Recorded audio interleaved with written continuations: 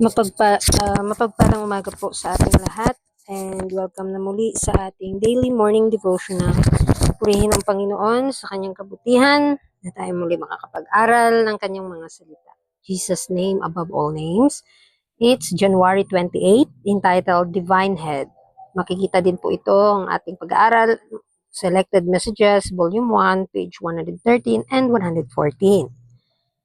Sa key text natin, sabi dito, therefore by their fruits, you will know them. So, key text pa lang, sa pamamagitan ng kanilang mga bunga, ay makikilala ninyo sila.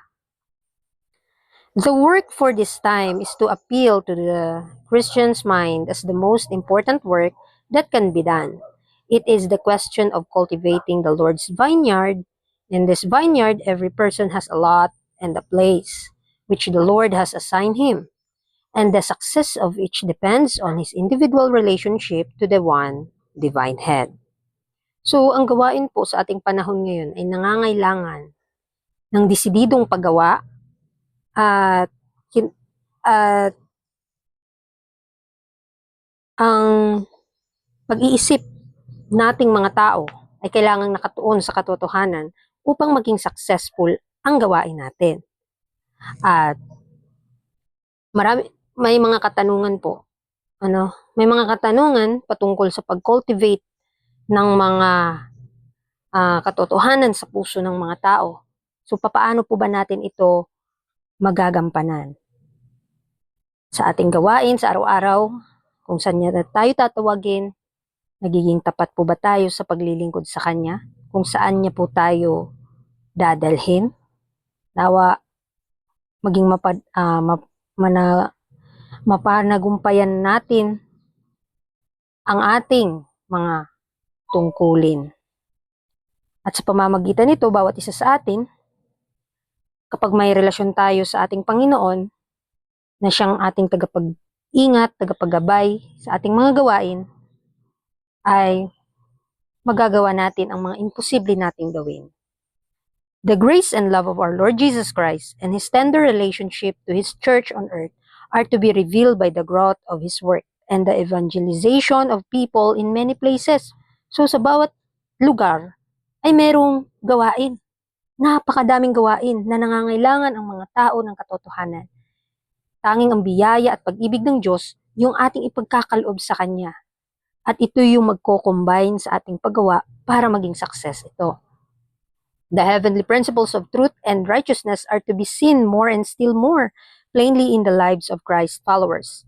More unselfishness and uncovetousness is to be seen in business transaction than has been seen in the churches since the pouring out of the Holy Spirit on the day of Pentecost.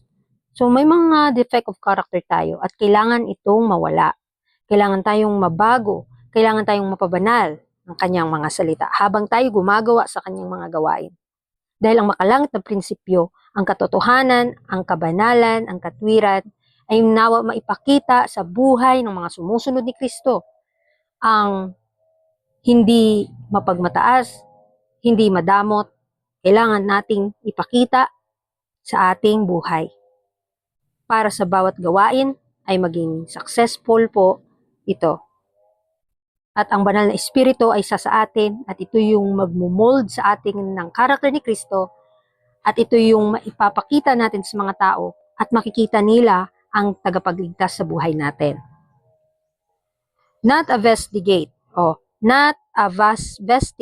of the influence of selfish, worldly monopolies is to make the slightest impression on the people who are watching and working and praying for the second coming of our Lord Jesus, our Lord and Savior Jesus Christ in the clouds of heaven with power and great glory. So habang tayo naghihintay sa ating Panginoon, kailangan ang selfishness sa ating puso ay mawala at mapalitan ito ng unselfishness, which is mapalitan ito ng karakter ni Kristo. At ang influensya ng banal na espiritu ang hahawa sa mga tao para sila ay makatanggap din ng kaligtasan. Dahil kung wala ang kapangyarihan ng Panginoon, ang ating mga gawain ay walang kabuluhan. At kailangan tayong makipag-ugnayan sa Panginoon kung ano yung dapat natin gagawin, lalong-lalo na kapag tatawagin niya na tayo, na gawin natin, ano yung magagawa natin sa mga simpleng bagay, paano natin sila mababahagian ng katotohanan, at ano yung gagawin natin Ang Panginoon po ang gagabay sa atin. Kaya humingi po tayo sa Kanya ng tulong para po tayo ay matulungan, para tayo ay puspusan ng ating pag-isip ng mga makalangit na bagay. Gusto nating madaliin yung paggawa, pero one day at a time, one step at a time. Hindi po ito minamabilis, kundi dahan-dahan ay magagampanan po natin ang mga maliliit na bagay at ito'y maging malalaki ng bagay hanggang ito'y ating matapos sa pamamagitan ng tulong ng Kanyang banal na Espiritu. As a people, we are not ready for the Lord's appearing. If we would close the windows of the soul earthward and open them heavenward, every institution established would be a bright and shining light in the world. Each member of the church, if he live and great elevated ennobling truths for this time, would be a bright shining light.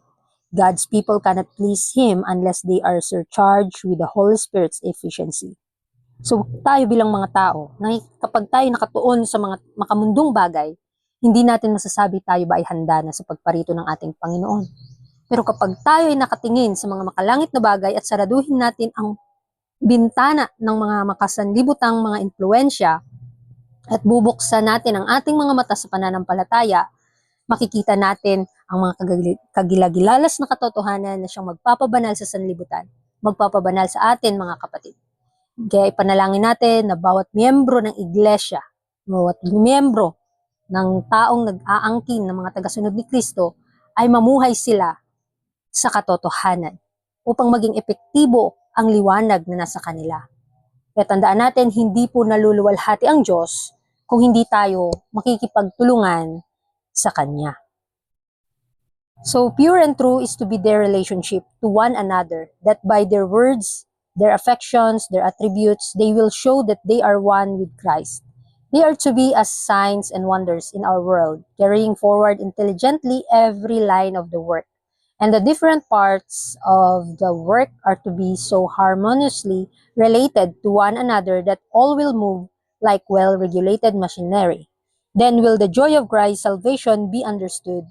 There will then be none of that representation now made by those who have been given the light of truth to communicate, but who have not revealed the principles of truth in their association with one another, who have not done the Lord's work in a way that glorifies Him. So kailangan sa ating paggawa sa gawain ng Panginoon ay maging banal at totoo yung ating pakikipagrelasyon sa bawat isa at sa Panginoon. At sa pamamagitan ng kanyang mga salita, i-impluwensyahan po natin ang mga tao sa mga kalangit na mga bagay. Sa kanyang katwiran, sa kanyang kabanalan, may ipakita po natin ito sa sanlibutan. Dahil napakadami na pong mga pangyayari na sa ating mundo na nangyayari bago pa dumating si Kristo, at ito ay palatandaan na dalagang darating ang ating Panginoon. At kailangan nating madaliin na ang paggawa. Kailangan nating bilisan na.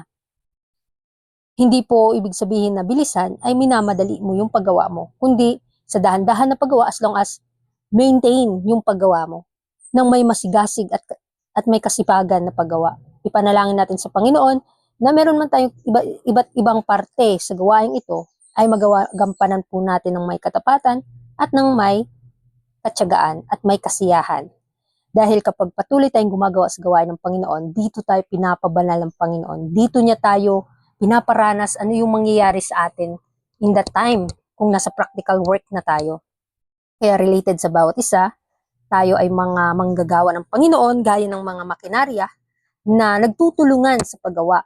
At ang kagalakan ni Kristo na kapag naintindihan ito ng mga tao, ang kaligtasan ay kanilang tatanggapin at ang ating buhay ay magiging saksi sa kaligtasan ng ibang tao. Kaya ang katotohanan nawa ay maipakita natin sa ating pakikipagsalita, sa ating mga iniisip, sa ating mga gawa, dahil sa pamamagitan lamang ng bunga, makikilala natin ang mga tao. At marireveal sa kanila ang prinsipyo ng katotohanan na iyong ibinahagi. For the reflection, what good is knowing truth if I lack the love shown by Christ? So paano po ba natin maipapakita ang katotohanan at paano natin ipapaalam sa kanila kung kulang tayo ng pag-ibig na maipakita si Kristo sa kanila? Kaya nga sa atin ngayon, nananawagan ng Panginoon, kailangang mapabanal yung puso natin at kailangang makilala natin siya personally at maranasan natin ang kanyang pag-ibig para magaan at masaya. At may kagilagilalas na pag-ibig ng Diyos yung mararamdaman natin. At the same time, ito yung maibabahagi natin sa mga tao at magiging magaan ang ating paggawa dahil nangako ang Panginoon na hindi niya tayo pababayaan. Kaya nawa sa ating pag-aaral sa umagang ito ay kausapin natin ang Panginoon sa ating gagawin. Dahil siya ang ating tagapayo, siya ang gumagabay sa atin, at lalong-lalo na magsisimula na ang ating pag-aaral, magsisimula na ang ating pagbabahagi ng katotohanan sa mga tao. Ano yung gagawin natin? At tutulungan niya tayo at makipag-cooperate lamang tayo sa Kanya. Bahala na siya kung ano yung gagawin niya sa isang tao, kung paano niya ito babaguhin. Kaya purihin ang Panginoon and God bless.